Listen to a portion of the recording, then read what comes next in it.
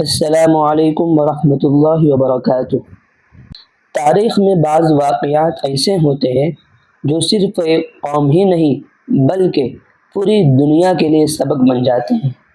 آج ہم ایسے ہی ایک واقعے کی داستان سنیں گے جس کا ذکر خود اللہ تعالیٰ نے قرآن مجید کی سورہ فیل میں فرمایا ہے۔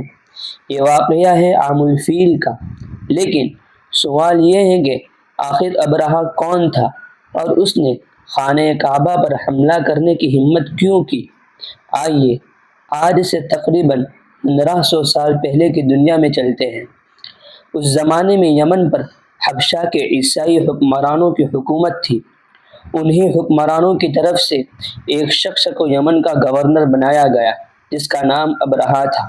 ابرہہ ایک نہایت طاقتور اور چالاک حکمران تھا۔ اس کی خواہش تھی کہ پورے عرب پر اس کا اثر و رسوخ قائم ہو جائے، لیکن اسے ایک بات ہمیشہ پریشان کرتی تھی، وہ یہ کہ عرب کے ہر قبیلے کے لوگ سال بھر مکہ مکرمہ کا سفر کرتے، خانہ کعبہ کی زیارت کرتے اور اس کا بے حد احترام کرتے تھے۔ ابرہہ نے سوچا، جب تک لوگوں کے دل کعبہ سے وابستہ رہیں گے میری حکومت کی شان مکمل نہیں ہوگی۔ چنانچہ اس نے یمن کے شہر صنعاء میں ایک نہایت شاندار گرجا گھر تعمیر کرایا۔ اس پر بے شمار دولت خرچ کی گئی، اس کی دیواریں قیمتی پتھروں سے سجائی گئی، بہترین کاریگری کی گئی، اور ابرہہ کو یقین تھا کہ اب عرب کے لوگ کعبہ کے بجائے اس کی عبادت گاہ کا رخ کریں گے۔ لیکن ایسا نہ ہوا۔ عرب کے لوگ پہلے کی طرح مکہ ہی جاتے رہے۔ خانہ کعبہ کی عظمت ان کے دلوں میں پہلے سے بھی زیادہ مضبوط تھی۔ یہ دیکھ کر ابرہہ سخت غصے میں آ گیا۔ اس نے قسم کھائی کہ اگر لوگ کعبہ کو نہیں چھوڑتے تو وہ خود مکہ جا کر کعبہ کو زمین بوس کر دے گا۔ اس نے پورے یمن میں اعلان کر دیا کہ ایک عظیم لشکر تیار کیا جائے۔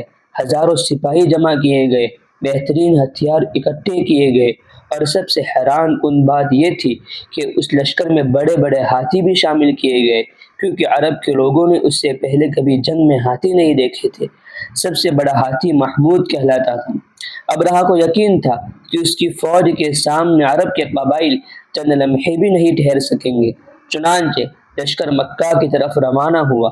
راستے میں کئی قبائل نے اس کا مقابلہ کرنے کی کوشش کی، لیکن وہ کامیاب نہ ہو سکے۔ آخر کار ابرہہ مکہ کے قریب پہنچ گیا۔ اس کے سپاہیوں نے اہل مکہ کے بہت سے اونٹ اور دوسرے جانور پکڑ لیے۔ ان اونٹوں میں تقریباً 200 اونٹ حضرت عبد المطلب کے بھی تھے، جو اس وقت قریش کے سردار تھے۔ اہل مکہ جانتے تھے کہ اتنے بڑے لشکر کا مقابلہ کرنا ان کے بس کی بات نہیں۔ اب آگے کیا ہوا؟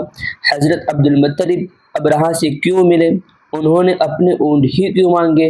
اور اللہ تعالیٰ نے اپنے گھر کی حفاظت کیسے فرمائی؟ یہ ایمان افروز واقعہ ہم انشاءاللہ اگلے حصے میں تفصیل سے سنیں گے۔ السلام علیکم ورحمۃ اللہ وبرکاتہ۔